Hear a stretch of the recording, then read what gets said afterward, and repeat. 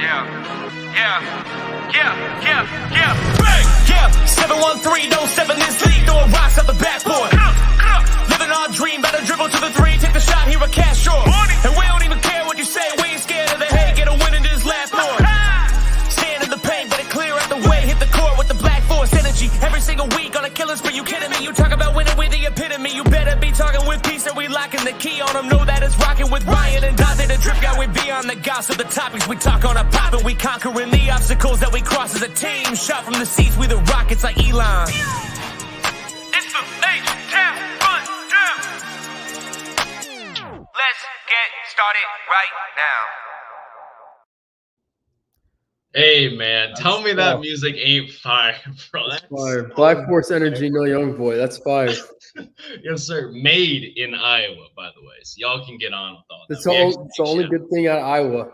Minus Preston. Yeah, besides me, of course. That's the other good thing. Thank you guys for joining us on the H-Town Rundown Houston Rockets Basketball Podcast. This is our preseason breakdown. We're going to have a blast over here. Ryan, man, what's good? Thank you for joining us again today, man. What's good, man? Hey, man, you know it couldn't be any better. Rockets basketball is back!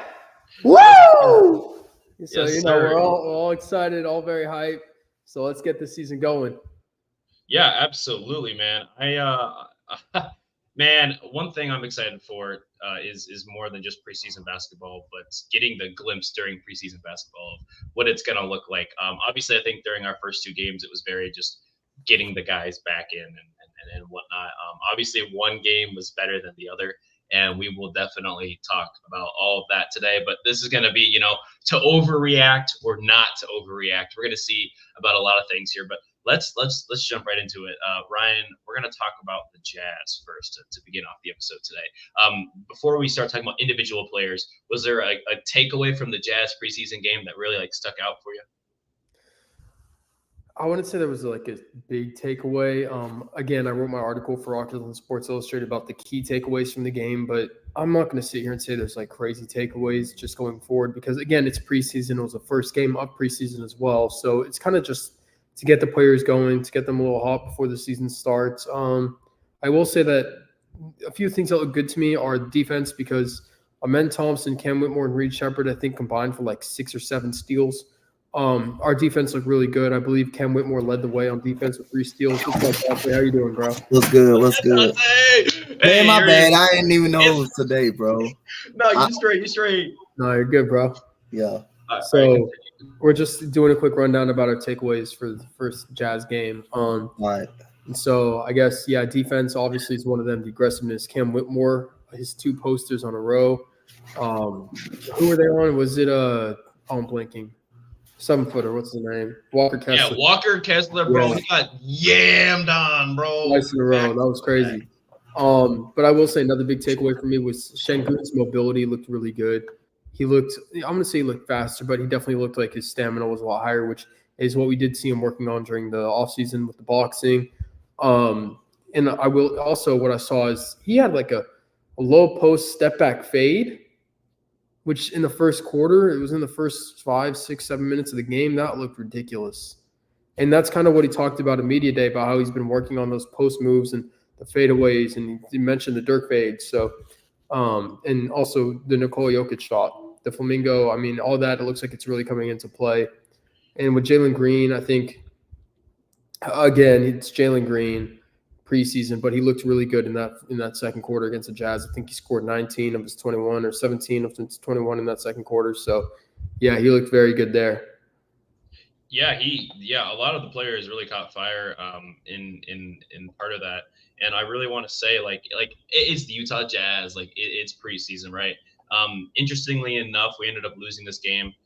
We ended up losing, let's say the score, 113 to 122. But the starters looked pretty solid. Again, Fred VanVleet, he only took 4 shots in this game.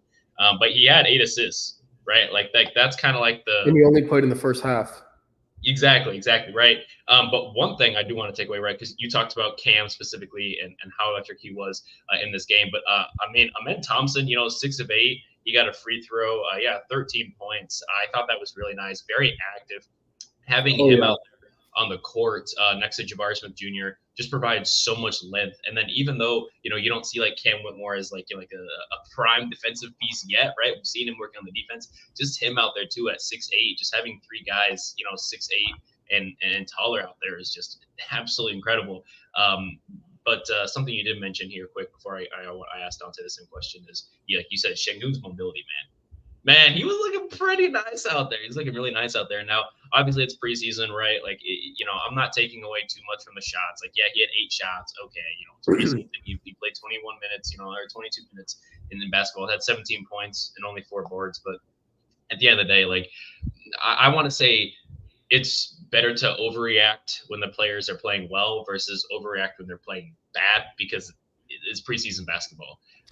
It's just ramping up. Right, like nothing means too much. I don't think here. But Donte, give me your takeaways from the Utah Jazz preseason game. What was, if anything, stuck out to you? What stuck out? But like, what's tell me about them. First of all, I thought the starters dominated when they were out there, when they actually played. Part of the reason why the Jazz came back, won the game, because we took the starters out, obviously, but when the starters was in, they would dominate. The defense was damn good when the starters in. You saw the rotations was right. You saw everybody standing in front of guys. The first play of the game, what did you see? You see Amen Thompson just locking up Keontae George immediately. Everybody was just flying around, making shots. So I thought the defense looked very good with the starters. I thought the starters dominated. I thought Jalen Green, he had a good run in that second half. In that second quarter, I believe he had 8 straight points in that span, 2 threes. One was in the corner. I thought Amen Thompson looked very good, man, in the game. I mean, he's going to be an all-world defender. That guy is going to be an all-world defender, big. He's very long, 6'8". I like the alley that he caught. He almost caught. I thought he caught that on the rim, but it was a nice little alley that he caught. Cam Whitmore going down the court, just dunking on Walker Kessler. Then gets the ball right back and dunks on him again. Man, dunked on him twice in 2 possessions. Oh, back to back, baby. And I just thought the starters looked very good in this game, man. And one thing people don't won't say about this guy, if you look at Steven Adams, look at the guy's screens, man, that he set. Every time he sets a screen for Jalen Green and sets a screen from anybody, you can immediately see them get stuck on the screen. On the screen, and they have a clean shot to the basket. And the Steven Adams, man, he's like a strong, man. He's just real strong. And when he screens you, you're gonna get stuck on the screen. You're just gonna get stuck on the screen. I like that, and that's what we got him for rebounding. And that toughness, and his ability to set screens and get guys open. And he was definitely, every time he set a screen, a guy just got open. A shooter, a guy just got open. Especially Jalen Green. It was 2 back-to-back screens that he set for Jalen Green that he immediately got open. No contest at all. He just immediately got open. Like I said, I just thought our defense was good from the start. I like what I saw from the starters. I like what I definitely saw from the starters, and the defense was straight. But Steven Adams setting those screens, man, God lead.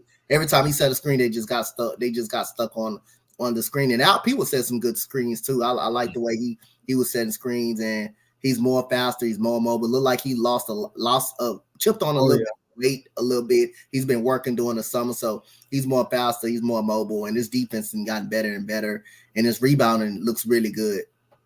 Donte, I just want to add quickly to what you said about Amen Thompson coming out of the gate being a really good defender. Something I noticed is Cam Whitmore. I think that kind of differs from what we saw last year is his aggressiveness on defense. I mean, as soon as he came off the bench, I forgot who he was defending, but I mean, he was a dog as soon as he came off the bench. I mean, he was locking up every player left and right. Doesn't matter if you're tall, short. Doesn't matter if you're who you are. But he was a very hands-on ball defender this time, and it was really good to see going forward for this future of the Rockies team. You can say that this looks like an Ime-led defensive team. Oh sure. Yeah, no, this looks like an Ime team. Yeah, man. I mean, from the beginning to the end of this game, and even some of the players that didn't like. Some of the non-star, like the third stringers, right? You look at Jack McVay in this game, right? He took 6 shots, but he went 2 of 3 from 3 and 8 points, which is really nice. And despite the rest of the guys, right? You're looking at Nate Williams and Fally. Donte. I don't want to say his name incorrect, but I do apologize, my boy Donte. But yeah, they minus 18, minus 13. Samuels even went -4, but McVay out there was a +1. Nate Hidden was a +1 as well. But on to some of the other guys in this game, right, that didn't necessarily play so well. But again, it is preseason, right? You're looking at Aaron Holiday ball. He just went 3 of 8. He looked like he didn't give up to be there. He went out there, he just shooting shots. We saw not one, but 2 Jayshawn Tate threes in this game. Boys, I thought we were done with Jayshawn Tate. Can I make a hot take? Right? He I thought that was already done with. I don't know why. I know it was preseason, but like sometimes when you're left wide open, it's not meant to be. I'm about to make my hot take central of the episode. Oh. Jayshawn Tate. I'm not saying that I want him on the team. Not saying he deserves to be on the roster. If he can perform in the season how he's been playing in preseason, we can keep him on the roster. Not going forward until the end of the season, but maybe until a trade deadline. Like he could be a good injury rotation player. Someone's injured and he needs to come into the game. Yeah, in the fourth quarter. Like what I'm saying about Jayshawn Tate is it's no disrespect to the boy. I think he just ran his course with the team in general. I still think he's a valid asset. I think he does bring a lot of good things to any championship team. But Jayshawn Tate threes is not what I'm looking for. He was shooting really well though. Yeah, 0-2 and 0-3 from the field was absolutely phenomenal. Is that how? No, second game. Okay, I watched the full second game. Yeah. We'll get to the second game. I'll bring up the stats in the second game. But yeah, I mean, there's other than that, there's not too much to take away from. And then I guess maybe something to note again. Preseason doesn't matter. Rookie jitters for sure, but Reed Sheppard went 0-4 from 3. I don't think that really matters. Because next game we saw a different Reed Sheppard. I just think it was just rook kind of stuff going on. But something I did like to see from him.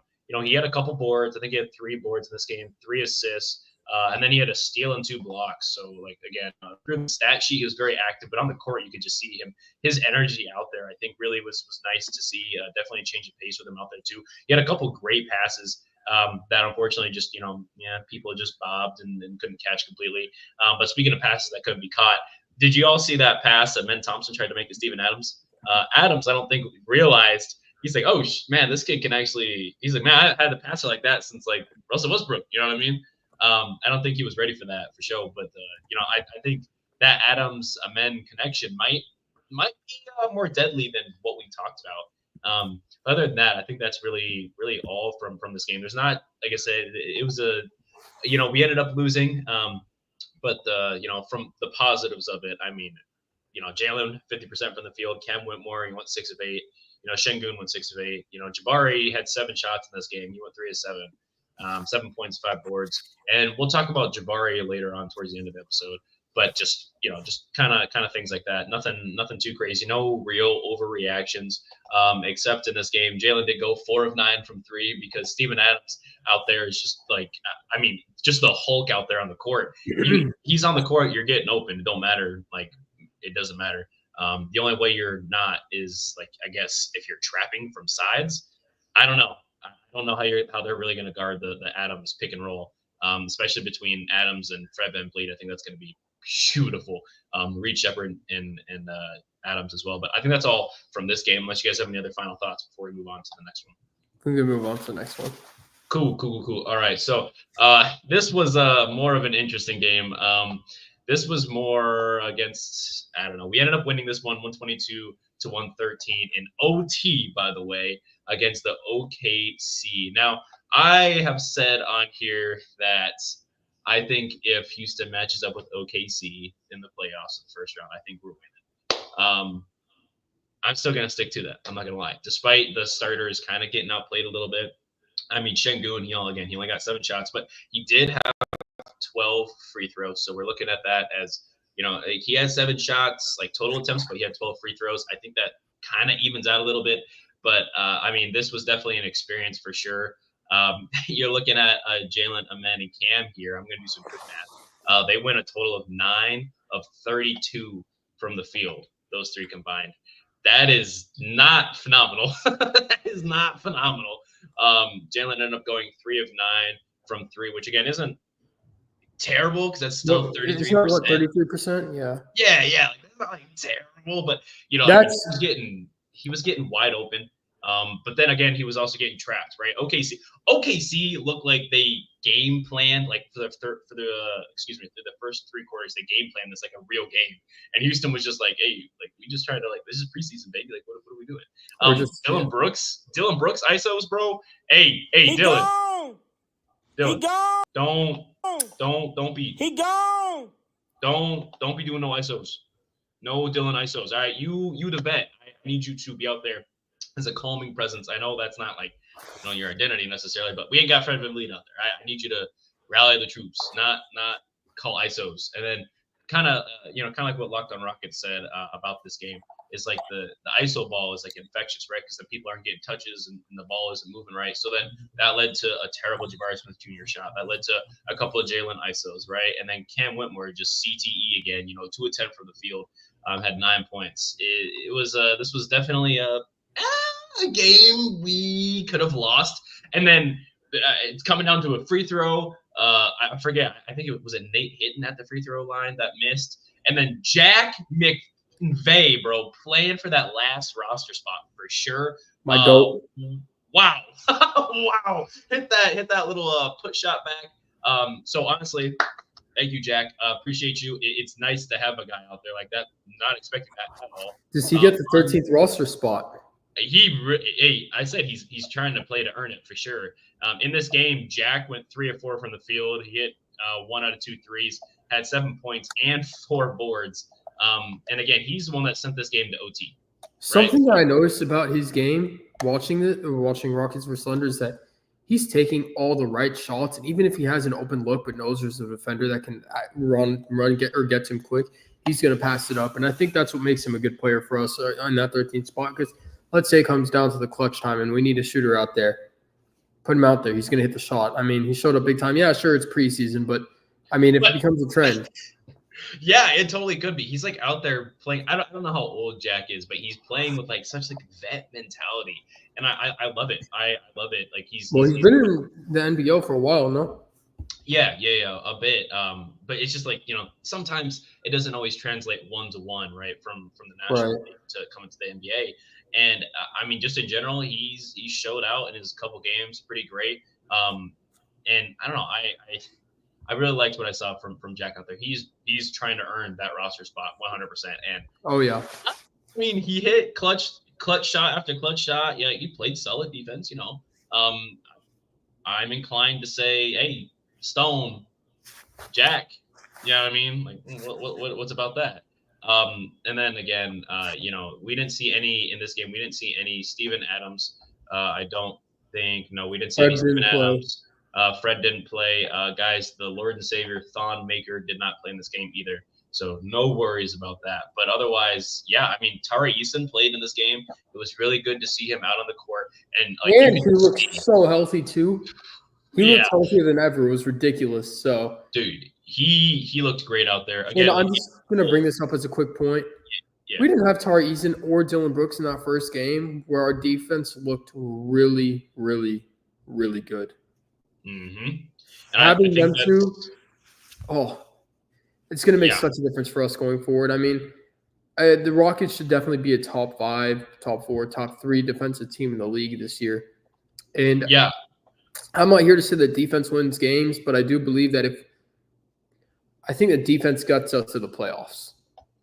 Well, defense wins championships, no? You know what I mean? But I do agree with you. I 100% agree with you. Also, I'm looking at like some of the stats here. So I'm looking at like points in the paint. We lost that battle by 4. We lost the fast break points by 6, 12 to 18, which is interesting. But bench points, we got outscored by 1 as well, 63 to 64. I don't know. I think just all around in this game, it was not bad. We scored 16 points in OT. 16 points in OT, bro. That's not that bad. No, I don't know how many OT games have been played so far in the preseason, but I think it is interesting. This game just makes me feel some type of way, though. Something that also I think intrigues me about the preseason is Cam Whitmore shot terribly in the second game. What did you say? Shot 2 for 10? Yeah. Come on, 20%, really. But what I will say is that his defense in the first game looked like he improved drastically. And if he can find a game and it comes down to it where he needs to be able to swap offense with defense, he'll be able to do it. Well, I think it's really about mentality because in No, this game you didn't see that at all. I agree with you, but I think seeing that Kemba Moore has it isn't just an offensive player now like he was last year, it's going to make tables turn for us a lot this year. I'm really hoping so. I'm really hoping so because if I get too much Cam Whitmore CTE, I'm gonna be mad. This game was just very just not much team ball was really being played here. But before we end up talking about a couple other things, I do want to bring up so the rookie, like we said, first game against Utah, not phenomenal, rookie jitters. This game, much different, very calming force. He went 5 of 7 from the field. He hit his only 3, had 4 assists out there as well. That was what I was. He looked very, very, very comfortable out there on the court. That's the exact word I was just thinking. Comfortable, right? As a rookie, looking that, he understood the game. He understood the pace. He knew what was going on. I appreciated every second he was on the court. It didn't look pretty 100% of the time, but it looked pretty solid for a rookie. I'll tell you that. And I've mentioned it in our previous podcast. If Reed Shepherd is able to tighten his handle and he's able to get to his spot in the mid-range, we're going to be so good. And that's something that we saw both in the first game and the second game. I mean, we saw it just looks like it's almost so natural to him. Yes. I think where I do want him to improve is, again, back with that mid-range dribble to his spot type of move, but he definitely looked a lot more comfortable doing it than most rookies would. Oh, 100%. And to add on with that, who's his mid-range remind you of? How he's able to get to that little elbow, get that little fadeaway shot there, man. It looks real nice, man. It looks like somebody that has never won a ring in his life, but it was an amazing rocket. Yeah, man. That could be a lot of people, which is terrible. But yeah. Okay, Chris Paul, fine. I cannot be CP 0 rings, man, and I love it. It's really nice. What I do want to see, like I said, is just more pick and roll with Steven Adams, and obviously he's not 100% healthy, so I'm assuming we're gonna see your favorite player out there, the Jacques, with some minutes. Oh yeah, my favorite player of all time. But yeah, Donte, man, give us your thoughts on the Rockets versus OKC game. Like I said, it was very I don't know. This is more ISO heavy and just not great ball movement. And it was really the third stringers that brought us back. So I don't know. Give me your thoughts. Oh, you Mike. Not concerned at all. I think when the regular season starts, you'll see a little difference. Again, Cam Whitmore going 2 for 10. I mean, but again, if you just actually look at the shots these guys were taking, they were just wide open. I mean, I'm not mad if you miss open shots. If they're open, it's just going to be sometimes you're not going to be able to make them. Sometimes you're not going to hit them. Just like Jalen Green, he's open. I mean, he's taking efficient shots. They're great shots that he could easily make. There's just going to be several nights, that they're not going to be able to make those open shots. Those open shots not going to fall. So not mad at the open threes, not so much mad. It's just a shot selection. Now, when you fully keep taking contested shots or, just going to the rim and having 3 guys out there on you and not throwing the ball, then that's when I'm having a problem with. But other than that, if it's one-on-one and it's a tough finish, or if you just missing open shots, I can't be mad at that because, I mean, it's open. It's a wide open jump shot. A lot of people's going to miss wide open jump shots and everything. I just care more about, the shot selection. Dylan Brooks, had 15 points. ISO Brooks, though, man. If I see ISO Brooks one more time, bro. Oh, my I'm not too concerned about all that. The man can make plays. He can. I don't have no problem with him dribbling the ball and going to the post and making a little shot, little turnaround jump shot. It's like I say, man. The man can put the ball on. The man can put the ball on. I'm pretty much sure regular season that's gonna all change. It's just preseason right now, so I'm not gonna get crazy over it. It's gonna change when it comes to the regular season. But again, Jack McVay. I mean, Samuel. That was a perfect miss. That was a perfect mixed free throw. That was a perfect miss. Oh yeah. Oh, right. Samuel. He goes right into the man hand, right into the shooting motion too, where he can just grab the ball and just shoot and just make it and just make the shot. Thing right in there, man.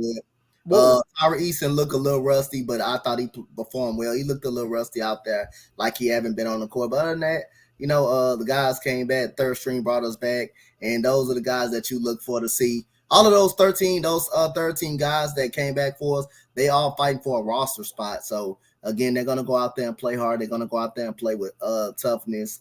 And finally, Donte, he needs a whole lot of work, man. The man can't catch anything. He can't catch a cold. So, Preston, if you don't mind, he needs a lot of work in the G League. Cure the You Gone song for look, if he don't get work in the G League, bro, you know what I mean? At this point. Yeah, there you go. I mean, he can't catch a cold. Man, the ball be perfect in his hand, and he just drop it. He just bro.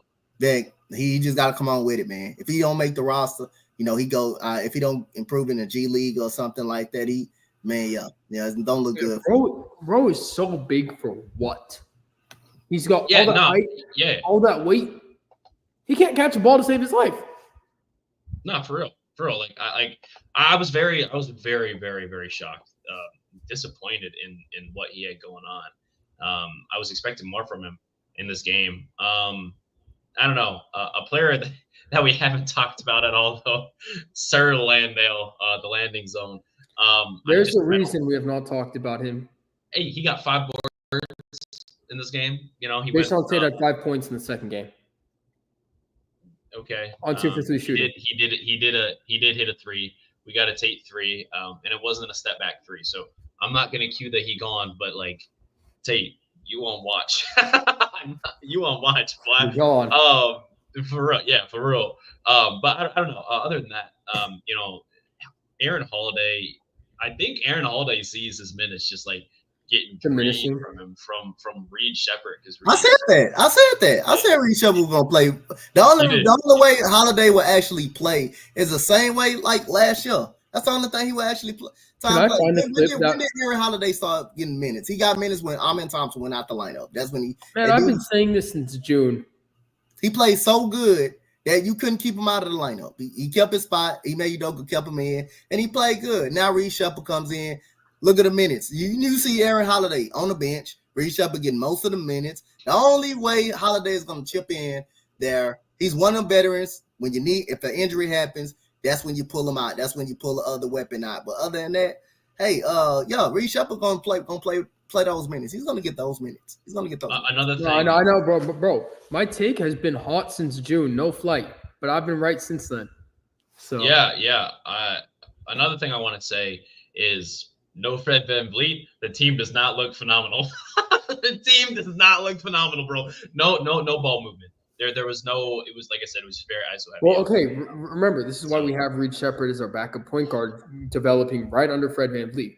Agreed. And again, preseason, maybe players didn't really care and whatnot. This game just really looked like OKC was like, okay, we're gonna triple Jalen and let LP do whatever he wants. And I don't know. I mean, especially after Jalen hit like 2 or 3 threes in a row in that second quarter, and then coming out in the third quarter, they were just trapping on the screen, just trap immediately.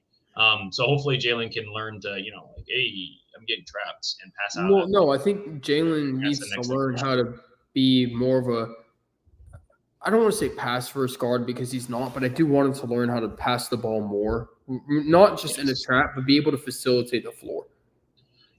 More like combo guard skills. Yeah. And you know what's crazy? It's been 4 years and we finally might have a rookie of the year on our hands. I'm saying it's either going to be Reed Shepherd or Khalil Ware, but I think Reed Shepherd, we finally have one. Yeah, I think it's going to be interesting. Because a lot of rookies are also like starting too. So Reed's going to have to make a big impact in order. Yeah, but like look at the rookie starting. Zach Ricochet, good. He's had a good preseason. Sar, what have we heard from Sar? I mean, I saw he had a good stat line in the first preseason game, but still doesn't look like he's going to be great. Let's think. Who else? Hey, Zachary looked way better than Sar. Looks polished than Sar. You can tell that right now with his first game. He looks way better. But again, we have Reed Shepherd coming off the bench, but he's going to come off the bench getting those Aaron Holiday minutes pretty much every game. and he's going to be developing right under Fred VanVleet, which is going to just boost his what's it called? Don't say trade value. No. What's it called? Like when a rookie just improves, so it's going to boost his improvement really quickly. Yeah. So to tie into what's the 2K term? His progress. Progress. I know what you mean though. I know what you're saying. I think it is going to be interesting. And speaking of, right, you're talking about rookie of the year. And I don't know if anybody read the GM, like the random GM questions or anything like that they get asked every season. And Reed Shepherd is the heavy favorite. Yeah, the heavy favorite. Like 43% to win rookie of the year. Yep. He got 43% of. That's not a lot. That's 43% of. Oh, 43%. I thought you said 3. No. 43% of the total votes from all GMs across the league to win Rookie of the Year. The next closest is 17%. I don't even know who it is. Well, I will say this. I don't know if I can. So the Heat on Sports Illustrated, because I write for them as well. Sadly. This is everybody in this group chat has been saying that Reed Shepherd is going to be the Rookie of the Year. Wow. I think we have about 4 people saying that so far. Reed just looks like you said earlier, a good word for it was just comfortable. He looks like being the floor general out there. He just makes great passes. And he's just a high IQ basketball player. And being able to run Reed, Amen, and Şengün in lineups, I won't lie, I actually might be comfortable with that. I agree. The reason I'm comfortable with that now is because Şengün looks a good amount faster. I'm not gonna say he looks much faster, but he was closing out on shooters very well in this game. This wasn't mentioned, but we saw Şengün shooting that catch and 3 at a high clip. Oh yeah. He was letting that thing fly. He didn't give up. And sure, maybe they went 1 for 3 on them for what I remember, but it's still like what 33% shooting. Well, I mean that ain't bad as long as you feel like you confident in taking it. Like you yes. Like I'm just saying confident in like taking that 3-point shot, hey, that's good with me. Just don't hesitate shooting the ball, shooting the 3-point. And then there was one possession that I watched that he got the ball from the 3-point corner of the 3-point line. He drove all the way up under the basket and just gave Chet Holmgren the business, man. Just shot up over him, put his body into him, just laid up over him like it wasn't nothing. Just like it wasn't. He still can play some bully basketball, man, when he need to, man. And he do it against the best of them too. Yeah, absolutely. And being able to just like I don't know, just be able to dominate in the paint is absolutely a crazy skill that not a lot of big men have these days, right? Like a lot of them are like not okay. Let me take that back. Not every like center can dominate like Şengün can in the paint. I think he's just a completely unique basketball player when it comes to that, and I really think that he's working really hard, and we saw that during the offseason, right? Like just we see the improvement, right? And I wonder what the improvement at the end of all this is going to be for the entire team, right? Like we had a good game from Jalen, we had a bad game from Jalen, we had a great game from Cam, we had a bad game from Cam. Now I will follow up with the Cam thing. We saw him look great in a game in Summer League and then absolutely dog shit in the second game of Summer League. So I'm not saying that there's a comparison there, but just watch out for it. Be prepared. Y'all too, and Rocket's Twitter, because I'm about to have a hot take of the year. Oh, okay. At the end of the year? Okay. No, of the year. So Jalen Green, right? Me being a big Jalen Green fan. Look, I love Jalen Green. If he doesn't play well and he's not consistent, Cam Whitmore can easily fill in that spot coming off the bench and put Jalen Green back to the bench, like he maybe was doing. Cam can be consistent himself. If Cam can be consistent himself, correct. Yeah. But if he is consistent like he played in that first game against the Jazz, I don't know. I mean, if we traded Jalen Green, I think Cam Whitmore could be a great starting piece. Could be. And isn't it interesting? When we drafted Cam last year, we were talking about it. Donte knows, man. We were talking about it.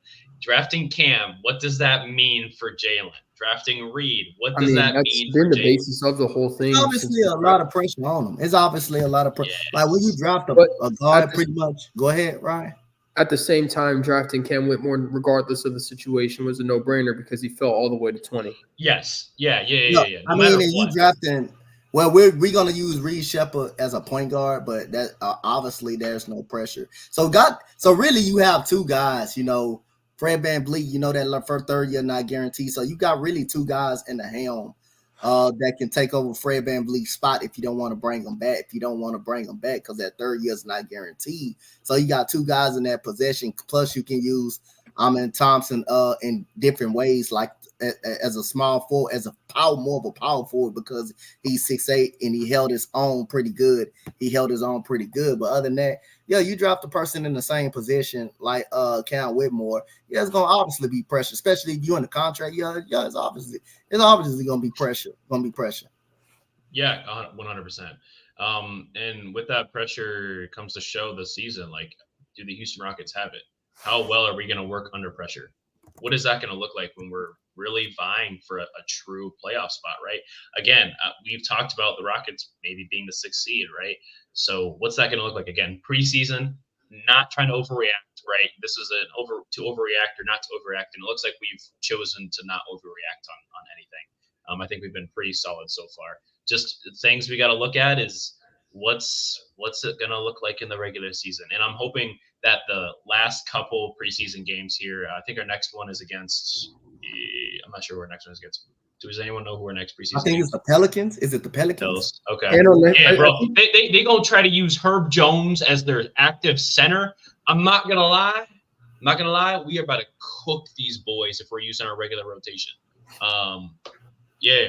And what, like you said about using a regular rotation, is that Ime Udoka said that the last two games are going to be more to see who gets what minutes, who plays where, and I think we're going to really test what the season's going to look like with these last. Hey, I think for right now we can all agree that you got the starting five is going to be the same. Starting five is the same. Yep. You got Fred VanVleet. You got Dylan Brooks as long as he's healthy. Jalen Green, Alpi, and Jabari. That five is the same five. So you got the other four guys. You got Reed. You got who else? You got Reed. You got Cam. Who else? Would you say Steven Adams? And you got two more other. Tari Eason is one of them. And one more. Yeah, off the bench. This is 9 people. You got 9 guys. And the 9 guys he trots out there during Reed the game. Shepard. The other 4 coming off the bench. Reed, Cam, Tari, and Adams. I think is that's our 9-man rotation.